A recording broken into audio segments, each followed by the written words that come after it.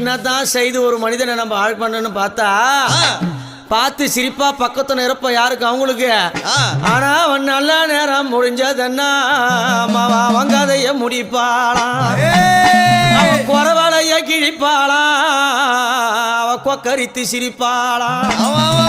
அவன் நல்ல நேரம் முடிஞ்சதம் அவன் குறவலைய கிழித்து மாலை போட்டு கொக்கரித்து சிரிப்பாளாம்.